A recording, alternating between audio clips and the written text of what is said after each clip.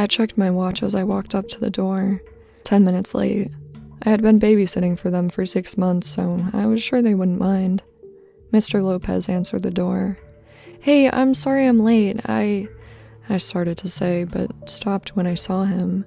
His face was soaked with sweat, and he looked slightly agitated. No problem at all," he said, ushering me inside. In the kitchen, there was only a single light on, above the table. At it, Mrs. Lopez was writing something feverishly on a slip of paper. "I'll be right back. I have to say goodbye to Denise." Denise was their 1-year-old daughter, who I had been watching for them. She disappeared into the darkness of the hallway, heading up the stairs. "What movie are you seeing tonight?"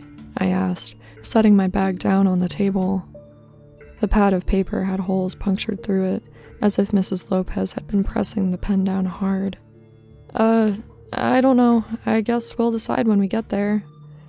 Mr. Lopez was shifting from foot to foot, looking more worried by the minute. I noticed a pretty sizable cut on his right cheek, dribbled with dried blood. "Are you okay, Mr. Lopez?" I asked, but before he could answer, I heard Mrs. Lopez returning from upstairs. We should get going. Goodbye, Katie," she said, pulling me into a hug. She tightened her grip for a moment, and I could have sworn I heard a soft sob.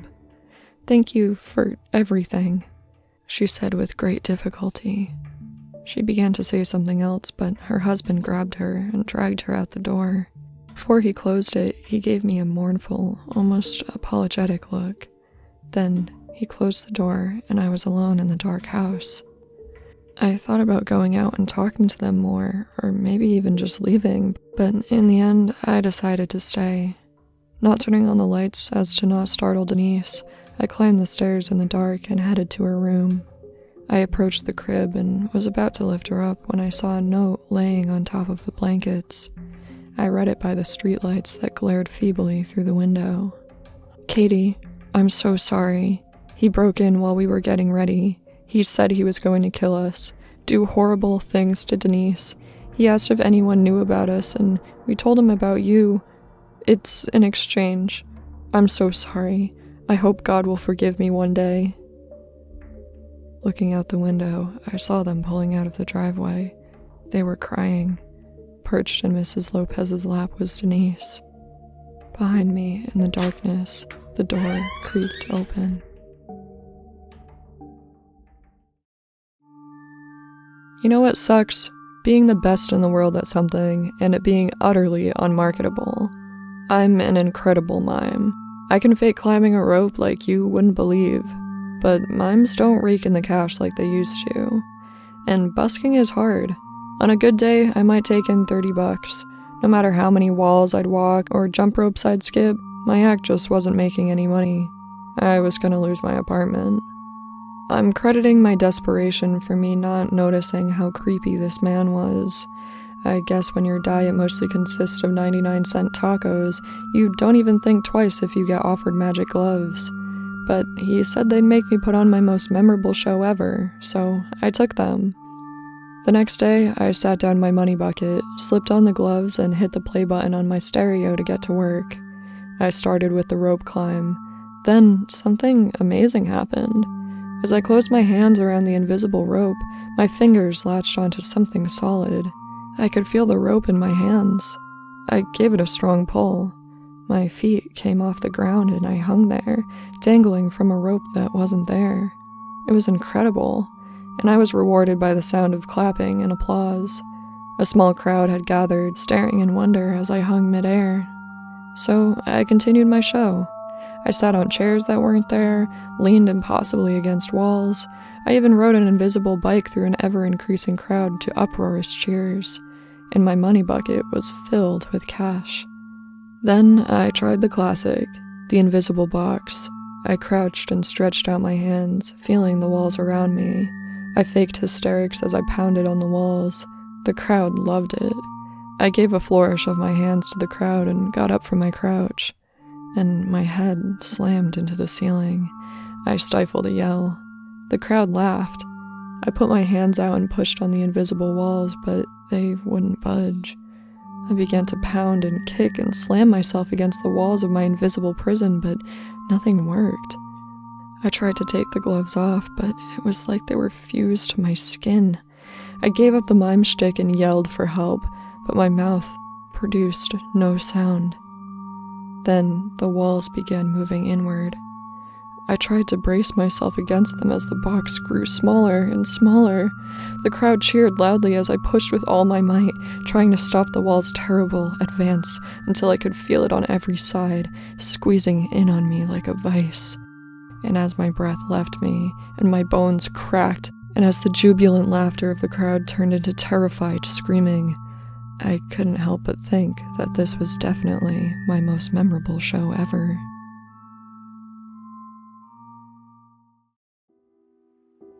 I didn't kill Emily. Don't get me wrong, I wanted to, but I didn't. The moment I saw my wife of 11 years having sex with some asshole in her own bed, something snapped. The dresser was next to me, and the bed on the opposite side of the room. I knew I could pull my gun out from the top drawer and nail them both to the bed before either of them could open their filthy mouths to blurt out a pathetic excuse as to why I should spare the little shits who ruined my perfectly happy marriage. But I didn't. I'm not that kind of man. Instead, I let the son of a bitch go and haven't spoken to my wife since. A few days later, I opened the door to a police officer who asked me questions about Emily. Apparently, she was reported missing by her mother, who repeatedly tried and failed to reach her phone. I hadn't seen her for 3 days at the time and honestly didn't care. The cheating whore probably deserved whatever happened to her. I spent the next few weeks with interrogations and court trials. They seemed to have no doubt as to who was the culprit. Can't blame them after all. It would have been awfully convenient for the murderer to be the victim's ex-husband. People in law enforcement probably see the same case every other week. Luckily, there wasn't enough evidence to convict me. The whole process was soul-crushing. Months spent trying to convince people that I didn't murder the love of my life while staring at the obvious disbelief in their eyes. I wish I had killed her. It would have been so much simpler for everyone. But I didn't. No matter how angry I was, I could never do that to her. Today, as I write this, it's been exactly a year since I caught her red-handed. I miss Emily so much, but everyone seems to have forgotten about her. I would too, if not for the fact that I still feel her presence. She's still with me. I can see her. Some nights, I can hear her crying, as if apologizing to me for the things she's done. At least that's how I like to see it. Sometimes she screams, making me jump out of my bed in panic. Usually, a broken finger or a rib is enough to shut her up. Sometimes she feels like resisting, and I have to bring out the knife. Oh, the horror in her eyes. She's always been frail, so I don't have to flay her a lot before she passes out. Then, I change the duct tape she chewed through with a fresh one, and then go right back to my cozy bed. You see, I told you, I didn't kill Emily. I could have shot her the moment that I walked into that room, but I didn't. And I make sure that every day she wishes that I had.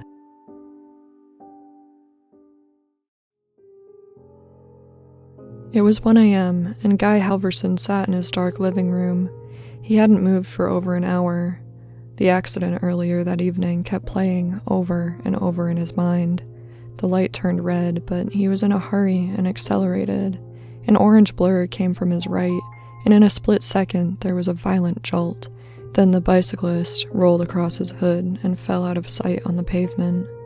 Horns blared angrily, and he panicked, stepping on the gas and screeching away from the chaos into the darkness, shaking and keeping an eye on his rearview mirror until he got home. Why did you run, you idiot? He'd never committed a crime before this and punished himself by imagining years in jail, his career gone, his family gone, his future gone. Why not just go to the police right now? You can afford a lawyer. Then, someone tapped on the front door, and his world suddenly crumbled away beneath him. They found me. There was nothing he could do but answer it.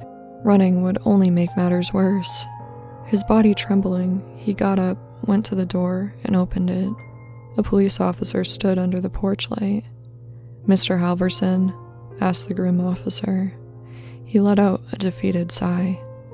Yes, I'm terribly sorry, but I'm afraid I have some bad news. Your son's bike was struck by a hit-and-run driver this evening. He died at the scene. I'm very sorry for your loss. I've framed the photo. It sits in my cubicle in the same spot it has occupied for the last 2 years. It's a reminder for me to work harder, a reminder of all the pain that was caused by moving too slow. 17 kids went missing that summer, snatched from their bedrooms without a trace of who had done it.